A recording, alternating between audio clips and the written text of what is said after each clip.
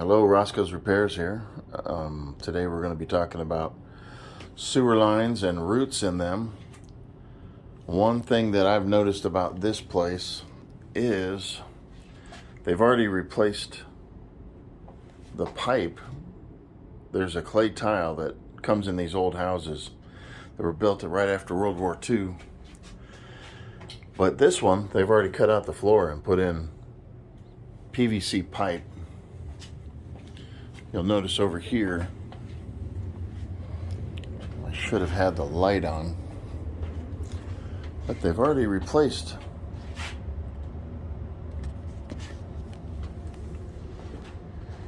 the floor with PVC pipe. You'll notice how it goes in there. And it comes clear over to this wall. Y connects together and then goes through this wall.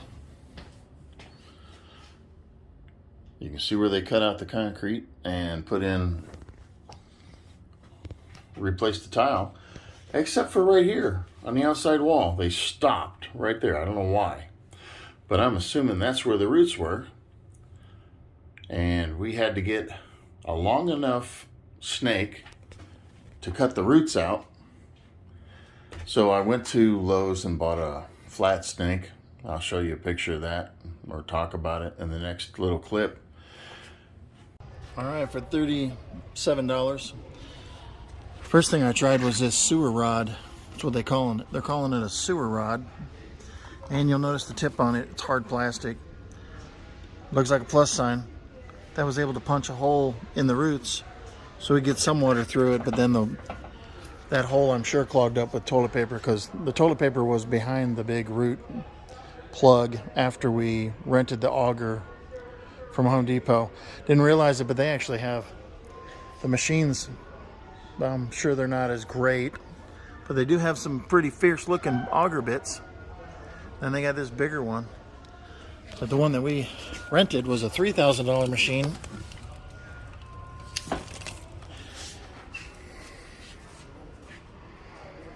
And the $3,000 machine was only $75 for 4 hours. Now, I'd recommend that you go ahead and, when you rent it, I rented mine at 4 in the afternoon and it wasn't due back till 9 the next morning because it was a 4-hour rental. But if you were to rent it anytime before 4 o'clock, they would charge you a full day, and it would be due back whatever time you rented it that day. If you rented it at 10 in the morning, it'd be due back at 10 in the morning. I was able to rent it at 4 in the afternoon and then returned it at 9 in the morning, before 9 in the morning. Otherwise, they would have charged me the full day rental.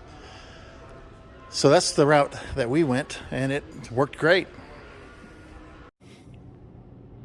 And by accessing this hole right here next to the washer and dryer, we were able to push the snake through and get some water flow through it, but it really didn't do anything for the roots because of the tip on it. The tip on it was just like a compound bow plus sign, you know, like something you'd shoot a deer with. It wasn't razor tip, but it was just a hard plastic tip that pushed a hole through the roots, but then the roots all grew back together as soon as they started sucking up some more water.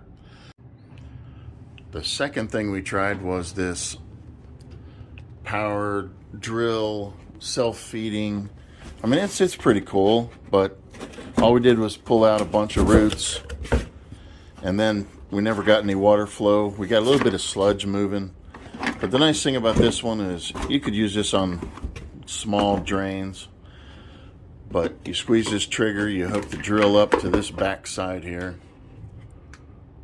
You hook the drill up to there, and if you have the drill on forward, you're squeezing this trigger. The spiral of the metal snake actually feeds it into the drain. If you want it to come back out and feed back into the reservoir of the snake thingy, basically you put the drill on reverse and you squeeze this trigger again, and that puts it back into the tool. Well, this didn't work. We ended up pulling out quite a few roots that got tangled on the end of the snake. And what we ended up doing was going to Home Depot, because Lowe's didn't have one close enough to us. We ended up renting this monster. And this monster is what ended up taking care of the problem. We had to put it up on a table. One problem you're going to have is you got to find an access. And the access that we found was right here. This is a 4-inch pipe that literally just has a 90 that goes over to the outside wall on the street side, where the roots were coming in the pipe and causing the problem. Okay, we're outside the house right now, and you'll notice that the access hole, totally useless. It goes straight down, so there's no way to swing the root cutter back into the house. So you got to access it from the basement. You can look down here though and see when the water starts moving and the sludge starts coming out. You can also see the tip of your auger once you get it through the pipe underneath the house. You can see the tip of your auger out here if it's long enough. If it's not long enough, you'll never see it out here. So the first auger I had was 40 foot, so we literally saw it go past this, and this hole is probably about 5 feet deep, because you got 5 or 6 feet deep when you see the pipe down on the bottom of it. But that goes to the road. So the 40-foot one, the flat one we got, it came out here and you could see it, but again, it punched a hole through the root. That's all it did. The second one we used, we never saw it here. The power one that we used with the cutting tip and everything, you saw it out here because it's 100 foot long, and it did the job. You'll see down here on the floor, some of the roots were left on the bit when we sawed them out with the... This is a pretty neat machine though. It's not a self-feeder. The self-feeders cost you 10 or 20 bucks more, but this does have a 100-foot line on it to make sure that we got clear across the basement all the way over to the outside wall. The tips that come with this, they're pretty, this one, we never used it. I don't know what you'd use that for. This one we used, when you have it going forward, the machine, it'll keep from messing up your pipes. But if you really want to tear into a root, turn it the opposite direction, it'll rip right into a root. We used that one first. We got some sludge moving with that one. But then we pulled this one out, and we ended up putting this one on. This one right here it's a beast. This one actually got everything moving. So once we pushed enough cable in